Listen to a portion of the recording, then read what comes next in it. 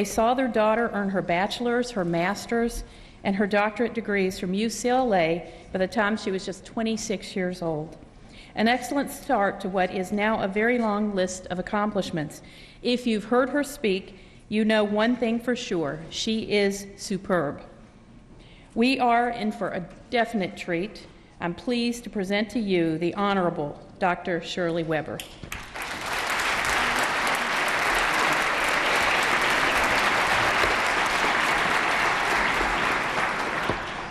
Thank you, Madam Speaker. I want to give a special thanks to my colleagues here, the 19 women who represent the Assembly, for asking me to repeat and to present a poetic tribute to the Women of the Year that we are honored to honor today. This tribute was given last spring before the Assembly for some of you who are here, and it'll be repeated in some version today for all of you in the audience. It's amazing as I look out among the audience to think if this is the way we looked every day, oh my God. Even as we celebrate today how far we have come in this House with a Speaker and a minority leader as a woman, we are sobered by the reality that our numbers as elected women in California is declining, that we still have not passed an Equal Rights Amendment, that equal pay for comparable work for women is not a reality, that despite the number of women leaders around the world, we have yet in this premier democracy to have a woman president. And women headed household among the poorest. And women around the world are still enslaved, denied education by law, and do not enjoy the self-determination that we advocate for. So while we have come a mighty long way, we have much to do and great challenges to champion. 164 years ago, a woman by the name of Sojourner Truth, Isabella, a former enslaved American, presented her Ain't I a Woman presentation before the Women's Convention in Akron, Ohio. This speech reminded us of the tremendous diversity among women, and yet the tremendous similarity and unity of purpose. Women face challenges based not only on their gender, but their race, their social status, and their economic position. And that reality obviously continues today. The presentation that I will give to you today is an interwoven Sojourner Truth speech concerning Ain't I a Woman? And it will include in it presentations by Carolyn Rogers, Langston Hughes, Mari Evans, and Maya Angelou. This presentation is a contemporary view of Ain't I a Woman to remind us of Sojourner Truth's effort to speak to all women of the historical and contemporary determination they have for persistence, strength, joy, purpose, resiliency, and obviously victories. Ain't I a Woman? I am a black woman, tall as a cypress, strong beyond all definitions, still defying place and time and circumstance, assailed, impervious, and indestructible. That man over there says women need to be helped into carriages and lifted over ditches and they have the best place everywhere. Nobody ever helped me into carriages or over mud puddles, or nobody ever give me the best place. And ain't I a woman? Life for me ain't been no crystal stair. It's had tacks in it and splinters and boards torn up and places with no carpet on the floor, bare. But all the time I've been a climbing on and reaching landings and turning corners and going sometime in the dark where there ain't been no light. So don't you sit down because you find it kind of hard, because life for me ain't been no crystal stair. Look at me. Look at my arms. I have plowed and planted and gathered into barns, and no man could head me. And ain't I a woman? I could work as hard and eat as much as a man when I could get it, and bear the lashes well. And ain't I a woman? My mother, she did not recognize the poster of Grand Leroy Cat on the wall, had never even seen the books of black poetry that I had written. And in my impression and my friends, she would not be considered relevant or black. But there she was, standing in my room, not loudly condemning that day and not remembering that I grew up hearing her curse the factory where she cut her job and the cheap boss who wouldn't let them have a union. not remembering that I heard the tears when they told her that a high school diploma was not enough.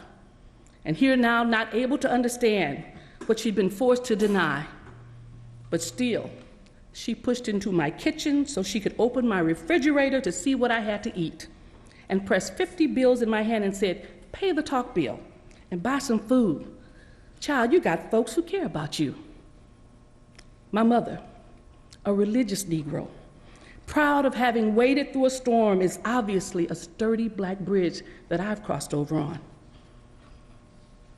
I has borne 13 children and seen most all of them sold off into slavery. And when I cried out with my mother's grief, none but Jesus heard me. She stands before the abortion clinics, confounded by the lack of choices. In the welfare line, reduced to the pity of handouts. Ordained in the pulpit, shielded by mysteries. In the operating room, husbanding life. In the choir loft, holding God in her throat. And on lonely street corners, hawking her body.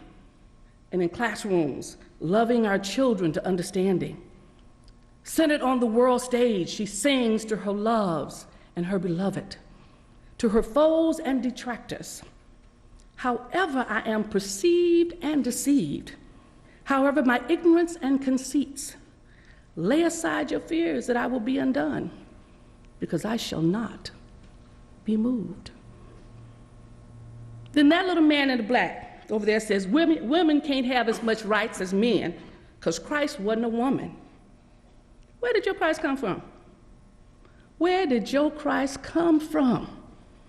From God and a woman. Man had nothing to do with him. Pretty women wonder where my secret lies. I'm not cute or built to suit a fashion model size. But when I start to tell them, they think I'm telling lies. I say it's in the reach of my arms, the span of my hips, the stride of my step, and the curl in my lips. I'm a woman. Phenomenal woman. That's me. I walk into a room just as cool as you please until a man and a fellow stand up, they fall down on their knees. Then they swarm around me like a hive of honeybees. I say it's in the fire in my eyes, the flash in my teeth, the swing in my waist, and the joy, joy, joy, joy, joy in my feet. I'm a woman. Phenomenal woman. That's me. Men themselves have wondered what they see in me. They try so much, but they can't touch my inner mystery. And when I try to show them, they say they still can't see. It's in the arch of my back, the sun of my smile, the ride of my breast, and the grace of my style. I'm a woman. Phenomenal woman. That's me. So now you understand just why my head's not bowed. I don't shout or jump about or even talk real loud. And when you see me passing, it ought to make you proud. I say in the click of my heels, the bend of my hair, the palm of my hand, and the need for my care. I am a woman. Phenomenal woman. That's me.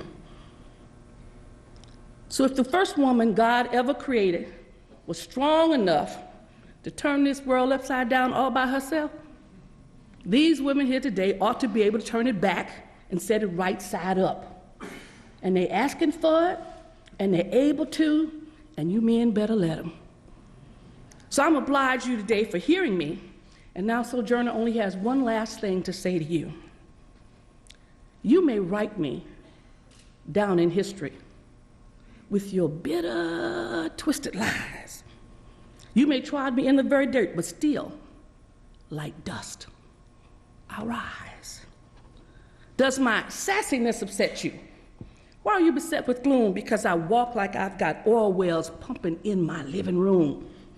Just like the moons and like stars with the certainty of tide, just like hope springing high, still, I'll rise. Did you want to see me broken? Bowed head and lowered eyes, shoulders falling down like teardrops, weakened by my soulful cries. Does my haughtiness offend you? Don't you take it awful hard because I laugh like I've got gold mines digging in my own backyard. You may shoot me with your words, you may cut me with your eyes, you may kill me with your hatefulness, but still, like air, I'll rise. Does my sexiness upset you? Does it come as a surprise that I dance like I've got diamonds at the meeting of my thighs. Out of the huts of history's shame, I rise. Up from a past that's rooted in pain, I rise. I'm a black ocean, leaping and wide and welling and swelling. I bear in the tide, leaving behind nights of terror and fear. I rise into a daybreak that's wondrously clear. I rise bringing the gifts that my ancestors gave, because I am the dream and the hope of the slave. I rise. I rise. I rise. Ain't I a woman? Thank you.